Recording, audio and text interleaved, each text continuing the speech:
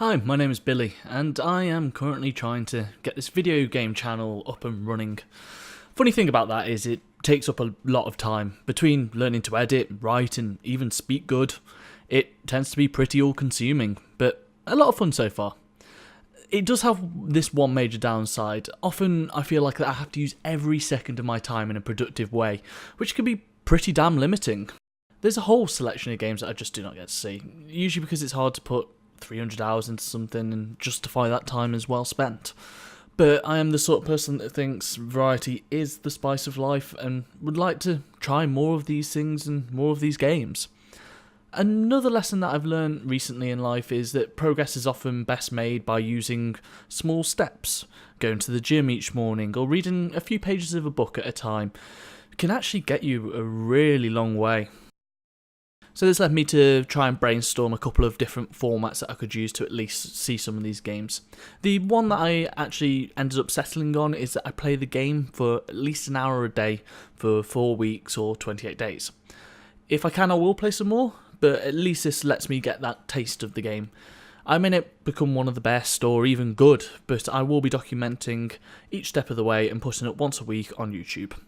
This can help show what the initial experience of a game is like and let you see how I come to some of my opinions. Right, without further ado, for those that did not read the title or see the video in the background, the first 28 days of game is DOTA 2. I've been aware of this mammoth game for a fair few years now, even downloading it at one point and apparently putting a stellar 2 hours in. But I think it's fair to say that I have not even got to the base camp for the Everest of this learning curve. So let's start with what I know about this game. 1. It has a huge amount of depth. 2. This is because it's difficult as shit. 3. It is a MOBA based off a mod for Warcraft 3. I highly doubt that I will get far with the minimum 28 hours into Dota, but I look forward to at least get to see some of what this game is about, what a carry is, and find out how to last hit. The only other MOBA experience I have is 2 games into League of Legends, around 4 years ago, it feels like anyway, and a brief dive into Heroes of the Storm, a game I actually really enjoyed. So I at least know what a lane is, some of the very, very, very basic ideas, but I'm well aware that these games are very, very different from each other. Just not really in what ways they are different. I suppose they are things I will learn along the way. So the initial plan is to go through whatever tutorial stuff they have on offer and play a couple of games. From there I will probably watch some online guides to point me in the right direction.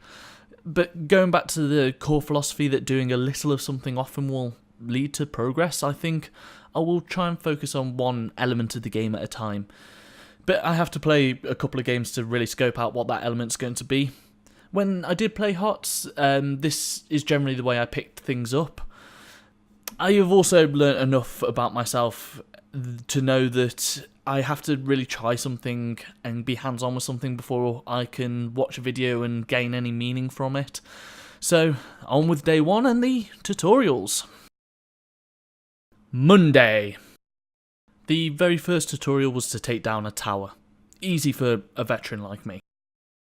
Right, the next thing it is asking me to do is play 3 games against bots.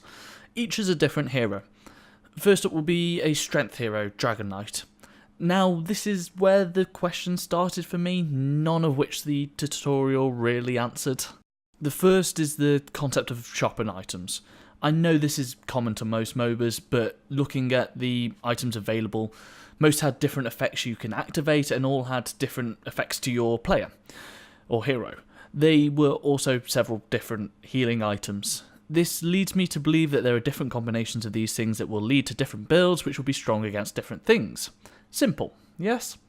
But all 3 of those questions have hundreds of possible answers, which means when you take them all into consideration, that is a lot to be considered and think about. Basically what I'm trying to say with this statement is trying to represent how overwhelming this all feels as a new player. I mean, I get that there is an easy out to this, and that is the recommended buy list, which is what I'm going to stick to for the near future. but I would like to know the pros and the cons of what I'm buying and why I'm buying it, or even just a simple build for a hero to show you, hey, this is how you make this hero good at A, you know, being a support player or being decent at killing things.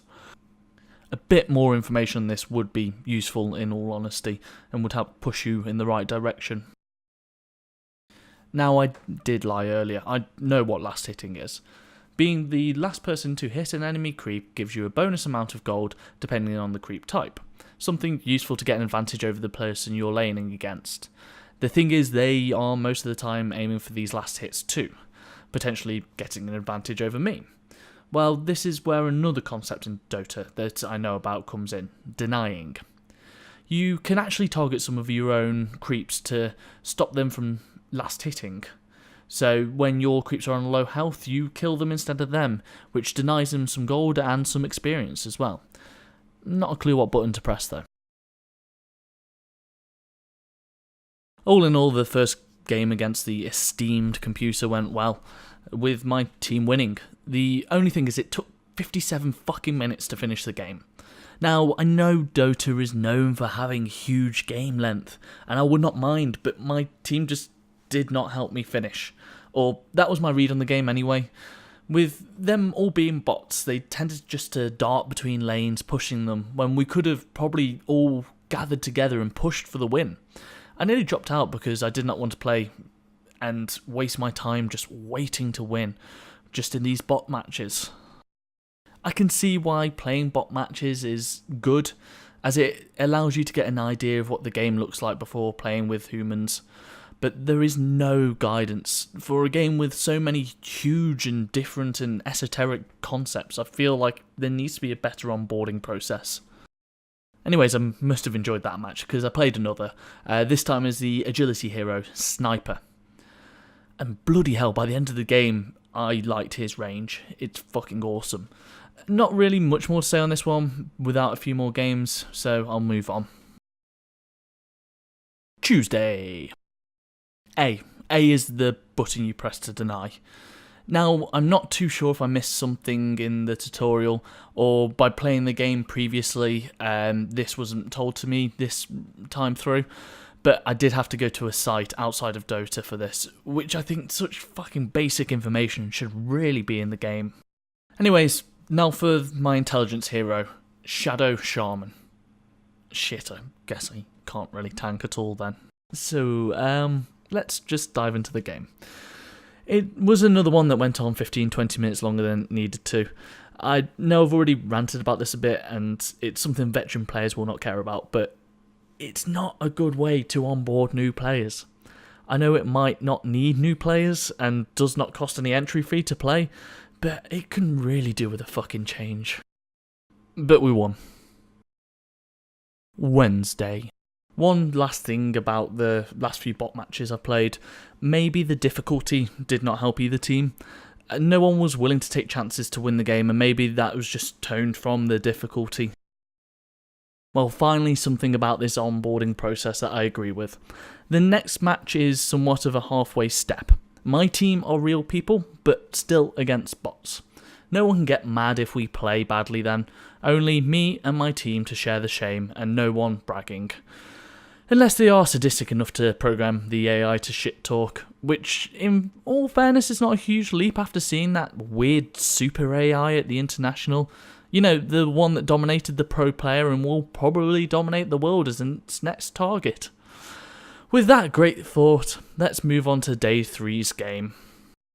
3 disconnects on my team over the course of the game. Great start. But in a great twist, my team's Invoker turned out to have a couple of games under his belt, or at least some experience in another MOBA. 3 people down, and me and him still managed to win the game. Not sure how much I helped, but it felt good. It's probably not healthy to psychoanalyze the random people you play MOBAs with and against, but he was most certainly playing bot games on his new account to stroke his ego. Either that, or he is an AI with world-conquering tendencies. Either way, I'm glad he was on my team, and my ego didn't have to suffer that loss either. Thursday. This is what it had all been leading up to.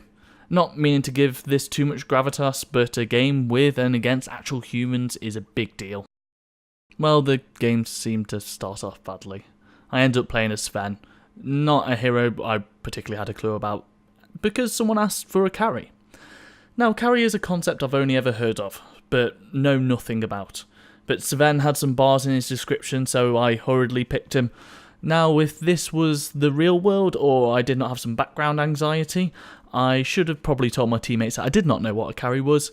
They might have given me some enlightening information on the subject and pointed me in the right direction. From here we could have crafted the perfect team, bringing honour and victory to ourselves. But deep down I knew it was much more likely that I would be ridiculed on the internet for it, which I like to avoid at all times. So I just picked a character with some bars and carry and made a mental note to look up the word afterwards. With the bad start in the actual game as well, I thought it might be my first loss. But then one of my teammates started to get some kills. Naturally I stuck with him throughout to give him the moral support he needed.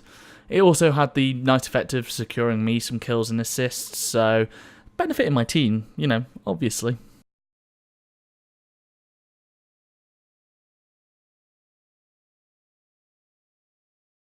Stepping away from today's game, it left me with still some more questions about Dota. One thing that's never really explained anywhere is the basic flow of the game, what you can expect or what you're meant to be doing as a real overview.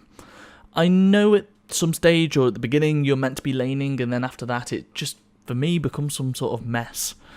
I think it's from playing heroes for a bit. I want to stay in lane and get experience for my team, but my team doesn't even have experience. So do I go in and join on the team fights, or do I stay in line and get some experience? I'm really not sure at this stage. Gain sense is a kind of esoteric concept really, but I do think, again, this is something that could have been tutorialised and shown to new players in small steps, as I said previously, to help them understand what they should be doing and when, just as a very basic outline, instead of just kind of not knowing and guessing. Makes a better game for everyone, really. Oh, and this was my first game with some bad manners, some BM, but it was only telling someone to uninstall the game, which, but I guess here we go, MOBAs. Anyways, we became a kick-ass team and won, which is always fun.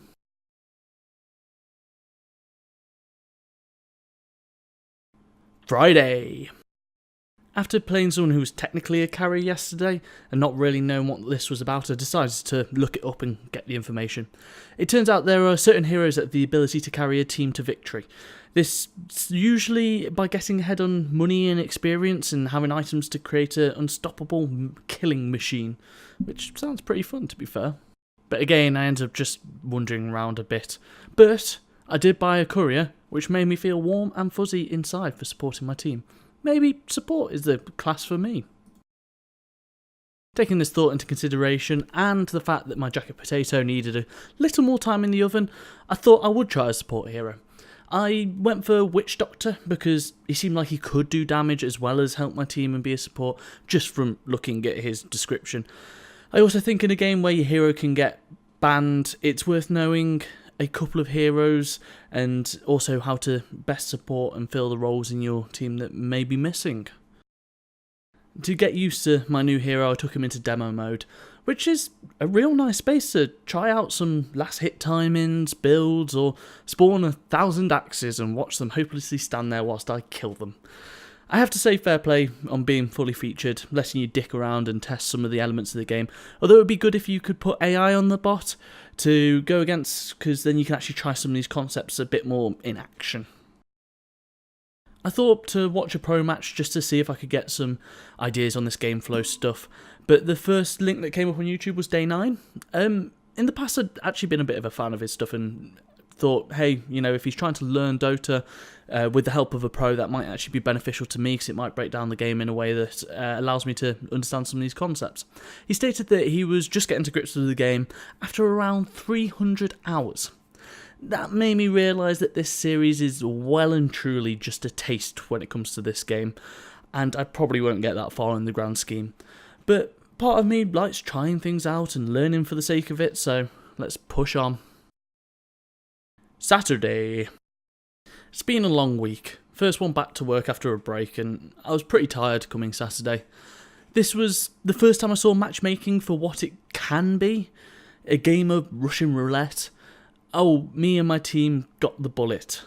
Not only were we very much all beginners, but a couple of our opponents had got a fair few games under their belts, so we lost. But as this is all meant to be a learning process and failure as part of that, just carry on.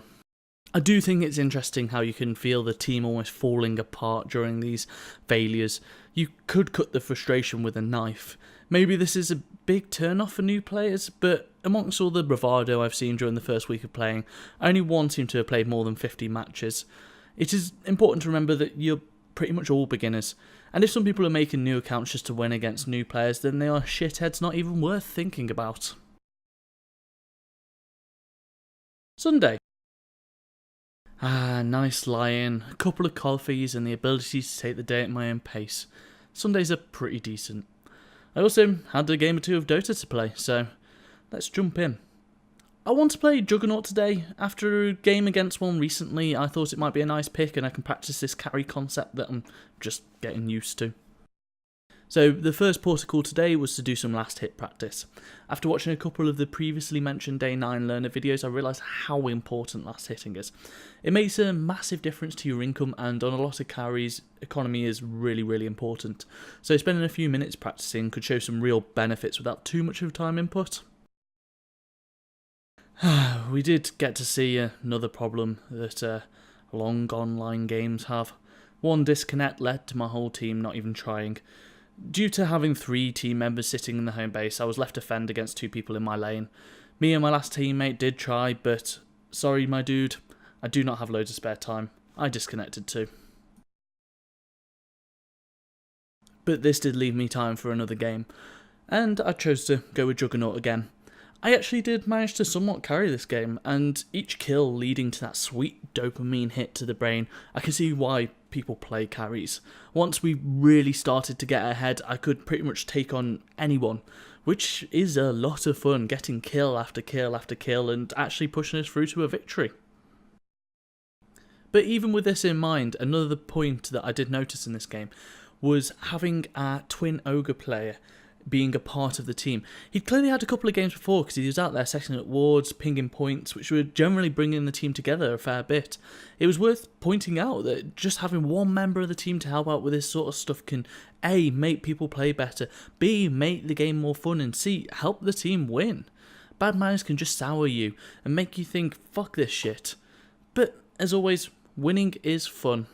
So a bit of a conclusion for the end of this week. I'm starting to see some of the depths of Dota. I can also see how if I were to play more of this game, the depths would just get deeper. And I think it's what makes this game so appealing to people. It rewards you for learning and getting better. It offers highs with the complementary lows that's just enticing. So for the next week of 28 days of Dota, I think I'm just going to play the one hero. I think this will allow me to focus and actually make some progress learning some stuff. Because as you see the depths expand out, it helps to shrink this by focusing in on one topic, otherwise you'll never learn anything. I have to say I'm looking forward to playing this next week of Dota, and I'm going to play it as Juggernaut. I'm going to look up a couple of builds and practice with those as well to see if that helps my knowledge expand. But with that in mind, that is it for the week 1 of 28 days of Dota. Peace.